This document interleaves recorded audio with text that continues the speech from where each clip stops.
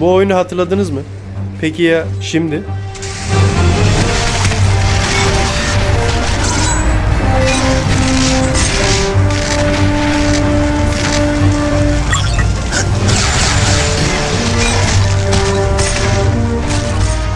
Efsane gözüküyor değil mi? Bu klasik oyunu artık modlar sayesinde omuz kamerasından modern oyunlar gibi daha canlı grafiklerle oynayabiliyoruz. Peki bu oyunu bilmeyenler için neydi bu oyun? Bazılarınız belki bu oyunu daha önce oynamamış veya duymamış olabilir. 2006 yılında çıkan Marvel Ultimate Alliance, Marvel hayranı oyuncular için bir hayal projesi gibi bir şeydi. İzometrik aksiyonu ile maksimum 4 kişiye kadar anlık oynayabildiğiniz karakterler arasında istediğiniz zaman geçebildiğiniz efsane bir oyun. Onlarca oynanabilir Marvel karakteriyle kendi ekibinizi kurup inanılmaz bir macera yaşayabiliyordunuz. Ben de yıllar önce oynayıp bitirmiştim ve hayran kalmıştım. Aradan 20 yıl geçti. Bu oyun da eskidi ve unutuldu. Ama oyunun hayranları asla unutmadı ve bu oyunu modlarla tekrar diriltmeye başladılar. Yüzlerce yeni karakter ve kostüm hazırladılar. En sonunda da benim de beklediğim omuz kamerası modu geldi. Artık oyunun dünyasındaki aksiyona daha immersive şekilde dahil olabiliyorsunuz. Yeni grafik güncelleme modu da eski oyun motorunun sınırlarını zorlayarak modernleştirmesini sağlıyor. Karşınızda bir bakıma yeni nesil Remastered Ultimate Alliance.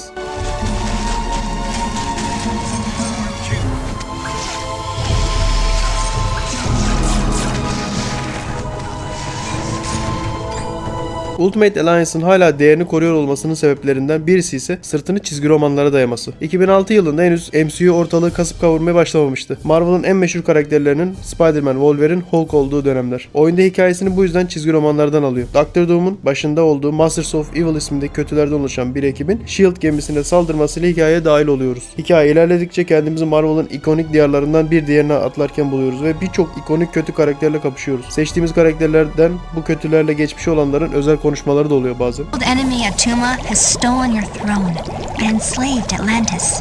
Though I am pleased to see you, I have no need for your help.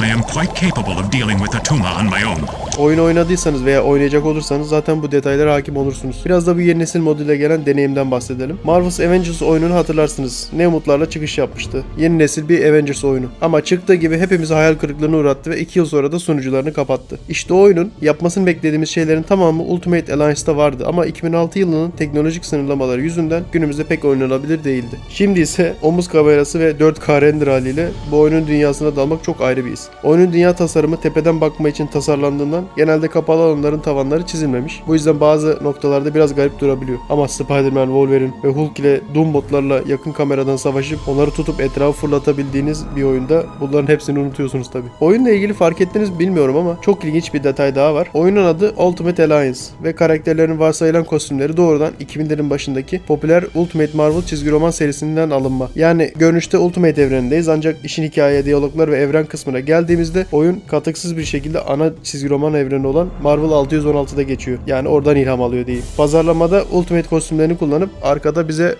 ana Marvel evren hikayesini sunmuşlar. Üstelik bu derinlik sadece hikayede değil, mekaniklerde de var. Mesela rastgele 4 karakter seçmek yerine çizgi romandaki gibi özgün bir kadro kurarsanız oyun size özel bonuslar veriyor. Ekibinizi tamamen Avengers, X-Men veya Fantastic Dörtlü üyelerinden oluşturduğunuzda takım sinerjisi devreye giriyor ve doğrudan stat bonusu kazanıyorsunuz. Mesela ana evrende olan New Avengers ekibi dahil var. Avengers! Iron Man. New Avengers! Marvel Knights! Bunun yanında Galactus, King Fang Doom, Mephisto veya Kraken gibi devasa bosslarla savaşmak omuz kamerasından bambaşka bir boyuta geçiliyor. O izometrik açıda uzakta kalan o devasa ölçek TPS moduyla birlikte tam karşınızda dikiliyor ve savaşların hissettirdiği tehdit hissi tavan yapıyor. Sadece ana hikayede de sınırlı kalmıyorsunuz. Oyundaki simülasyon diskleri sayesinde çizgi romanların en ikonik maceralarına birer adım atıp o sayıları bizzat oynayabiliyorsunuz da. Hatta Stark Tower ve Doctor Strange'in Sanctum Sanctorum gibi alanlarda da duran trivia bilgisayarlarından çizgi roman bilginizi test edip ekstra XP kazanabiliyorsunuz. Bu kısma özellikle bayılıyorum. Gerçekten Marvel sınav yapıyor sizi ve Marvel bilginizi acayip şekilde ölçüyor. Geliştiricilerin bu evrene ne kadar aşık olduğunu gösteren harika bir detay tabii. Günümüz oyunlarında mikro ödemeler veya Season Pass arkasında saklanan ne varsa bu oyun 20 yıl önce tek bir pakette önümüze koyuyordu. MCU SCT olmadan önceki o özgür ve samimi Marvel ruhunu özlediyseniz bu haline kesinlikle tekrardan şans vermenizi tavsiye ederim.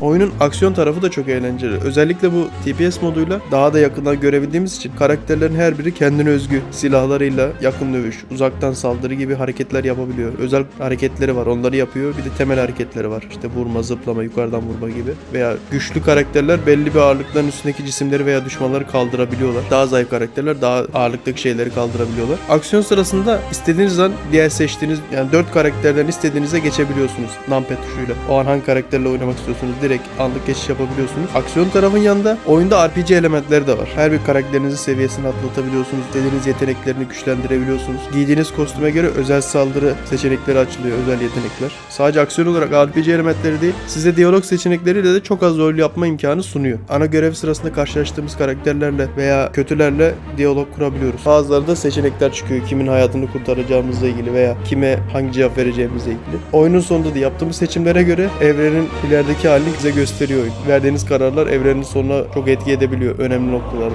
Bu oyunun en sevdiğim noktalarından biri de şu. Yani sizi gerçekten hiç Marvel bilmiyorsanız dahi veya çok az biliyorsanız dahi gerçekten Marvel'ın içine sokuyor yani. Sanki çizgi roman okuyormuşçasına Marvel evreninize hakim olmanızı sağlıyor. Karakterler çünkü direkt çizgi romandan fırlama şekilde konuşuyor. Geçmişlerini anlatıyorlar. Bazı hikayelere değiniyorlar. Spoiler vermeyeceğim. Önemli noktalarda. Mesela bir örnek vermeyeyim. Spoiler vermeden söyleyeyim. Bir karakterin ölmesiyle ilgili bir şey konuşuluyor bir yerde. Diğer karakter diyor ki çizgi romanlara ithafeten daha önce de birkaç kere ölmüştü. Herhalde geri döner diyorlar. Ve sen eğer okumuşsan çizgi romanı neye referans verdiğini de anlayabiliyorsun o noktada.